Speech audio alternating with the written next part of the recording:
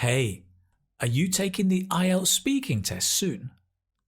If so, then keep listening because I'm going to discuss some of the IELTS speaking part 2 topics and cue cards that you might be asked in 2021.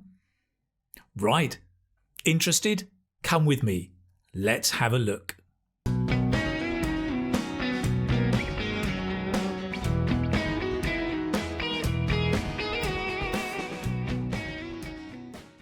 Hello and welcome. It's great to see you here. So my name is Keith and I run the website The Keith Speaking Academy, which is here to help you speak better English, give better answers and get a higher score on the IELTS speaking test.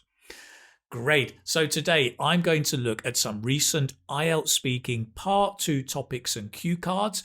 We're going to be looking at some ideas, some vocabulary and even some grammar tricks to help you do better in the test. So let me begin by giving you one or two pieces of advice or tips, right? So remember, part 2, the examiner will let you speak between 1 to 2 minutes. Now, normally, if you keep speaking, you should be allowed to carry on up to 2 minutes.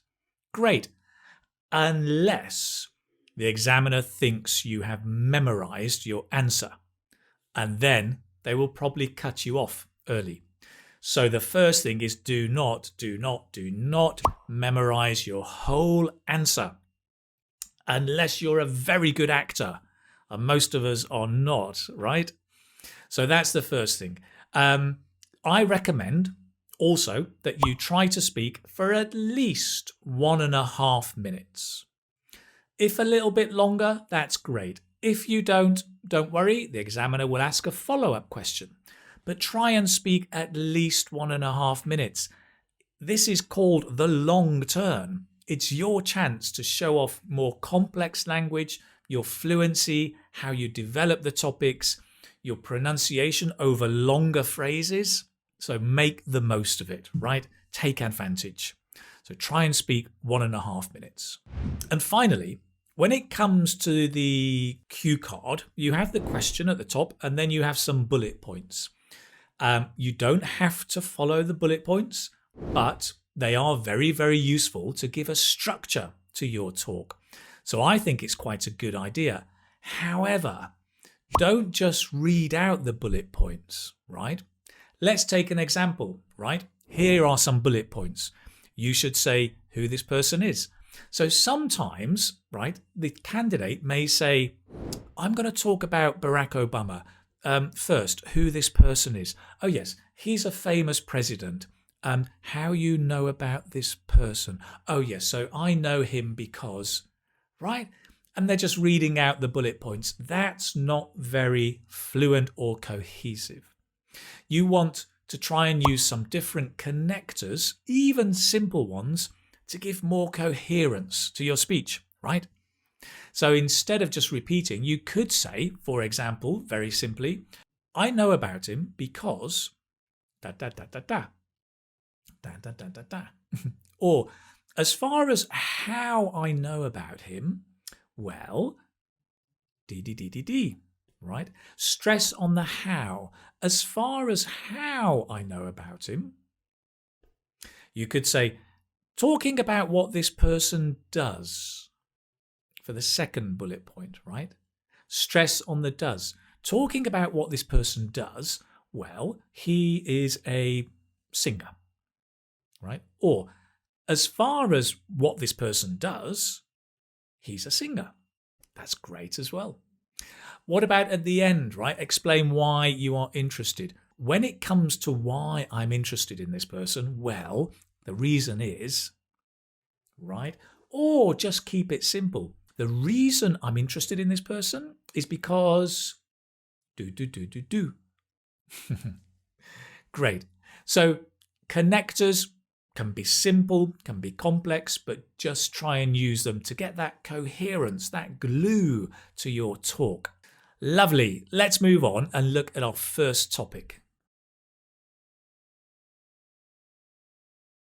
Okay, so first of all, we're going to look at a cue card that is about a person.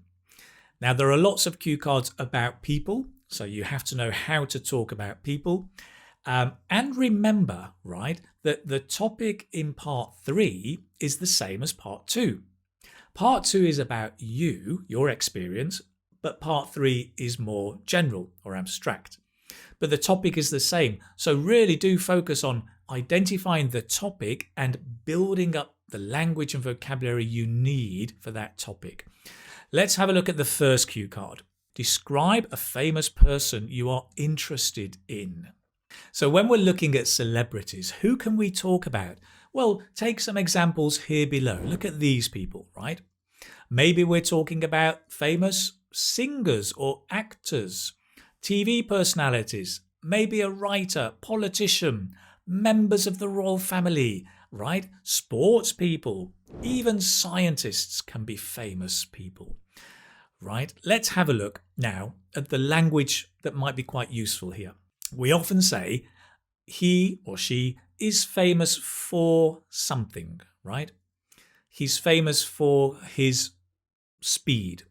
Cristiano Ronaldo. He's famous for his ability to score goals. Or he's a popular figure in my country. Instead of popular person, popular figure. Instead of saying she's a famous singer, we can say she's a renowned singer. Renown. Ow. Renown. She's a renowned singer. Or she's a celebrated singer. Difficult word, celebrated. Celebrated. She's a celebrated singer, right? All meaning the same. Now, one of the most common mistakes we have is when people say, he is one of the most famous politicians in my country. Oh dear, he is one of the most famous politicians in my country, right? One of, there's a lot. So remember that S. A lot of people forget it, so remember that. For example, if I were to say Lady Gaga, what would you say? She is? She is one of the most famous singers in my country. Right. What if I said Stephen King?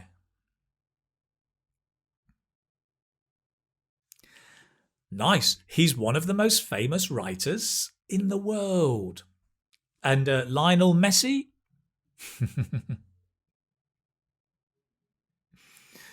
Not he's one of the messiest. No, he's one of the best football players in the world.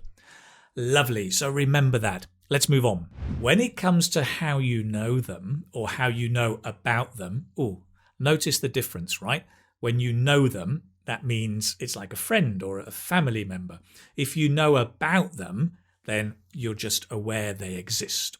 So famous people you probably know about. When it comes to how you know them, you could say, I know them through...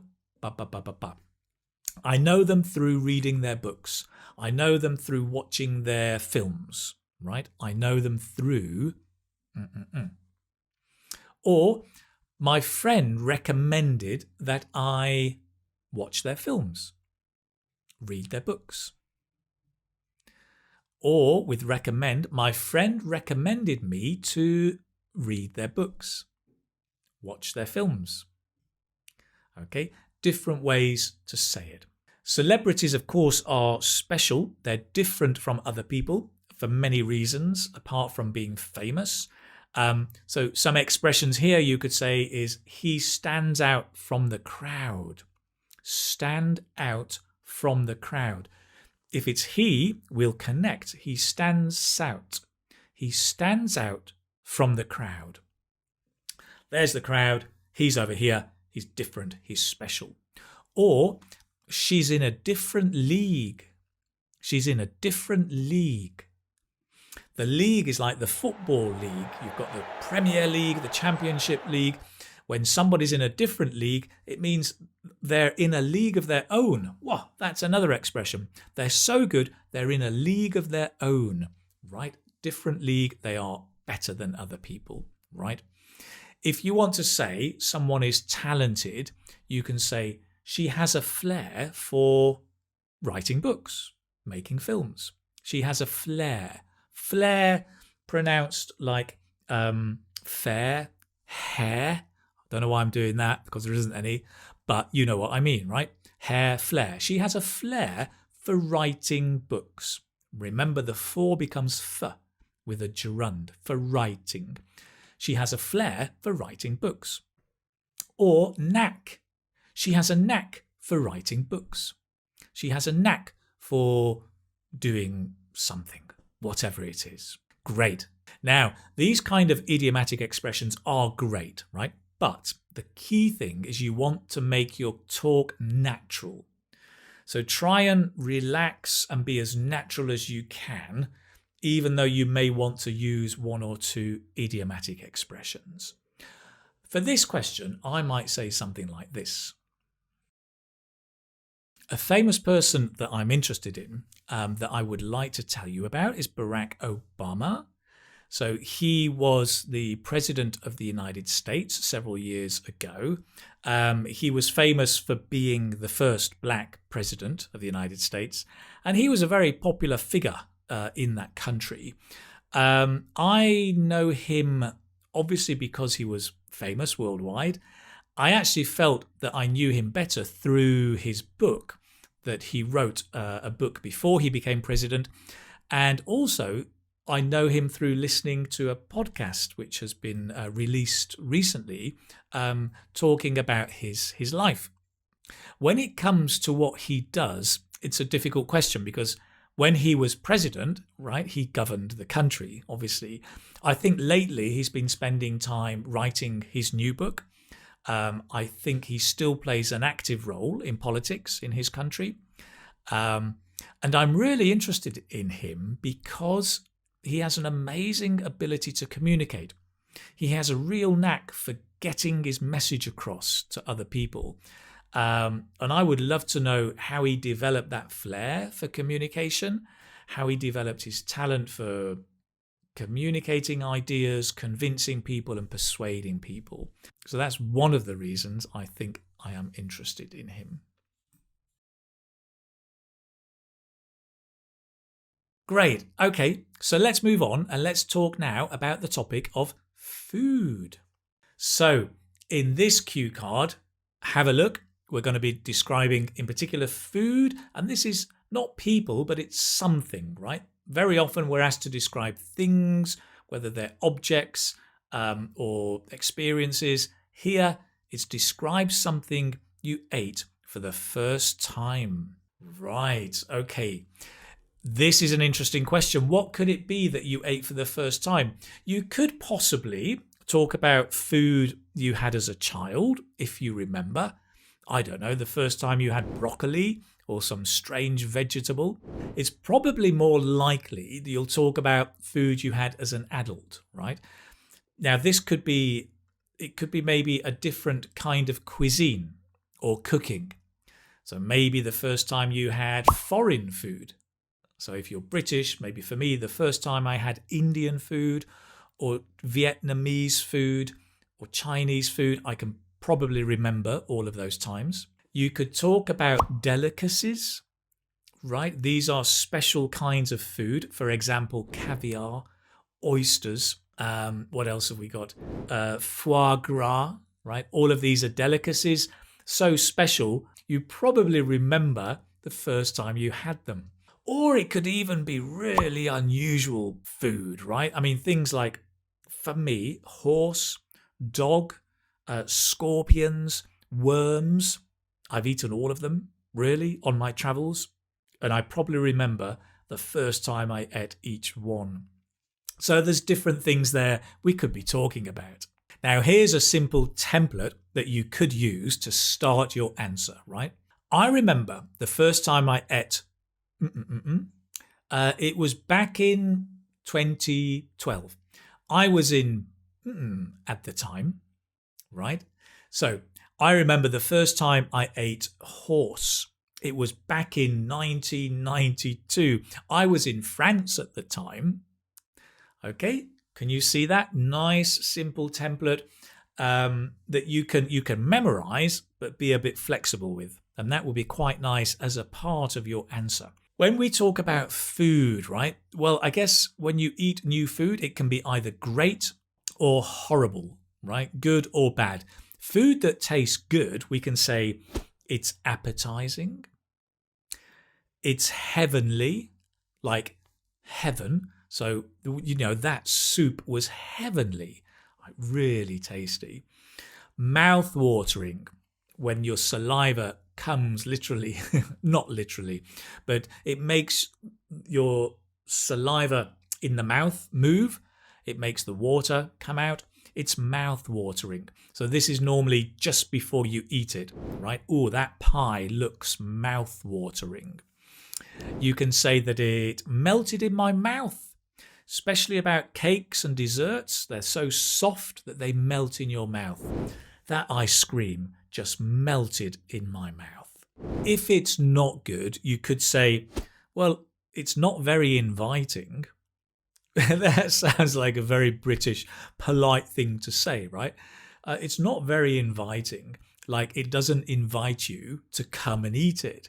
It just means it doesn't look very nice and probably doesn't taste very nice, right? Oh, that fish is not very inviting. Nice. Or disgusting. Blech. So you eat something and it's really horrible. You just say, it's disgusting. And the strong stress on the, it's disgusting. And if you cannot eat it because it's so horrible, you can say, I can't or I couldn't stomach it. Your stomach is your belly. And if you can't stomach it, it means you can't eat it. So you could say that before or even during your eating of the thing, right? So if somebody offers you scorpion, you could say, oh, no thanks. I just couldn't stomach it. I've already eaten, thanks, really. No, good. No, you go ahead. I'm fine. Right, good. Some delicacies like scorpion, foie gras, maybe, or what else? Caviar. It's an acquired taste, which means not everybody likes it. And actually, you have to eat quite a few or a few times to get used to it. It's an acquired taste. Lovely expression. Finally, very often when you're being polite, right, you're having food with friends or at a friend's house. And if you don't like something, but you don't want to say it's disgusting, we use the word interesting, right? So how's the scorpion? Oh, it's interesting, right? Now that's a very polite way to say I don't like it, but it's interesting. It doesn't mean it's interesting. It means it's horrible. Everybody knows that, especially if you're British. So just be careful. If you cook for a British person and they go, oh, this is interesting, I'm afraid probably means it's not very nice. So there you have some interesting vocabulary. No, some good vocabulary. Now, I'm going to give you a sample answer, something I might say. Again, I'm going to try to be as natural as possible, but also we can be very clever, right? I mean, you don't want to use idioms too much, but notice how you can be clever with idioms and vocabulary. See at the end of this video if you can tell me what I've done that is quite clever, I think. Right? Okay. So I'm going to tell you about the first time I ate rabbit. So the first time I ate rabbit, I remember it was back in 1992, actually. I was in Spain at the time. So I went to a restaurant with a bunch of friends all together, and we were looking through the menu, and then I didn't understand everything. So my friend translated, and he said, oh yes, we've got rabbit. And myself, with a few other British friends, were a little surprised, taken aback. And we said, really? Rabbit? You have rabbit on the menu? Surely there's a mistake. Because for us, a rabbit is a friendly, fluffy pet. And they were about to eat it. And they said, no, you can have rabbit. So I thought, well, rabbit, It doesn't sound very inviting, but maybe we should try it. A couple of my friends, well, one of them said, no, that's disgusting. I'm not going to eat rabbit. And the other one said, I can't stomach it. So they didn't try it, but I thought I'll have a go. And actually, I would say it was quite appetizing. The texture is very similar to chicken, and it picks up the flavour of the sauce as well. I wouldn't say it was mouth-watering, and it didn't exactly melt in my mouth, but it was quite interesting, and I quite enjoyed it, actually. It wasn't too bad at all. So that was the first time I ate rabbit. Did you see the trick, right? The trick I overused a little bit, but it's to use the negative. I wouldn't say it's mouth-watering. It didn't exactly melt in my mouth, right?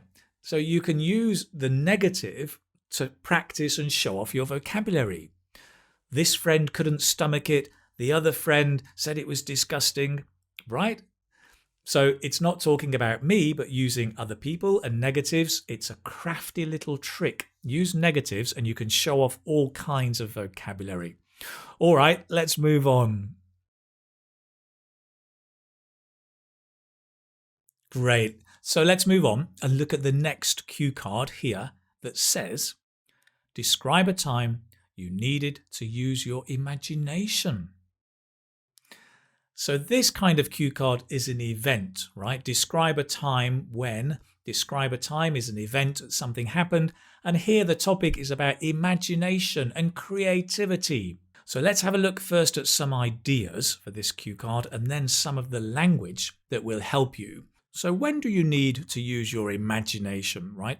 Well, first of all, I guess when you're facing a problem and you need a creative solution, you need imagination, right? So for example, when you're thinking of a gift to buy, a birthday gift or a wedding present, sometimes it's difficult. You need a creative solution. Or even if you've got friends coming round for dinner and you need to decide what to cook, what food to buy. Creative solution. Use your imagination.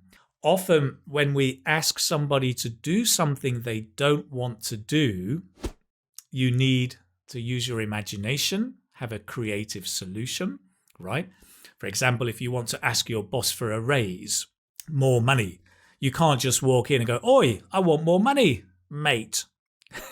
No, right? You need a creative solution. How are you going to ask? Or, if you want to get your partner to come and visit your parents at the weekend, oh dear, mother-in-law's not always the most popular person with wives, right? Not easy. Need a creative solution. My mother said she's cooking chicken biryani this weekend. Shall we go over? See what happens. So you may need to use your imagination. Also, the other situation, right, is imagination leading to innovation when you're creating or designing something. So maybe you're writing an essay, or you're creating a presentation, or you're doing a project at work, or even, I don't know, maybe you're designing a web page or designing a website, something that needs creativity and innovation to make something different or new. So those are some ideas you could talk about, right? Time for a grammar trick. A grammar trick is a simple template where you use 2 or 3 tenses very close together, very naturally, but that can have a very big impact. So here we go. Have a look at this one, right? Well, listen first, okay? Recently, I had to give a presentation. I hadn't given a presentation for a long time, but I had been thinking about it for quite a while. So it turns out the timing was really good, right? Now, sounds quite natural, but let's have a look at what I said. Recently, I had to give a presentation. Simple past. I hadn't given a presentation for years. Past perfect. That's the time before the presentation in the past. But I had been thinking about doing one, right? Past perfect continuous. I had been thinking about this before the presentation. So this turned out to be great timing, simple past. I think I actually said, so this turns out. You could also use the present here. So you can see what I've done. Instead of just using past, past, past, I'm using different tenses in a very creative way, right? It's a nice template. Have a go. Try it, but changing the words. Instead of give a presentation, change it for whatever your situation is. Have a go at that. Keep practicing. Let's move on and look at some more idiomatic expressions. When we talk about imagination, I think the first one that comes to mind is I had to rack my brains. To rack my brains is almost to shake my head, to try hard to think of something. To rack my brains. To get my creative juices flowing. Ooh, creative juices like juice from an orange or a lemon. To get them flowing, right? To get my creativity moving, right? I tried to get my creative juices flowing. And to think out of the box, or to think outside the box. I think I normally say to think out of the box. If you think in the box, right, here's your box. If you think in the box, then you are limited by the walls. If you think outside of the box, no limitations. Great. And you can also say, I put my thinking cap on. Here's my cap. Put my cap on. But put my thinking cap on is to start thinking creatively and really hard about something. So let me give you a sample answer to this question.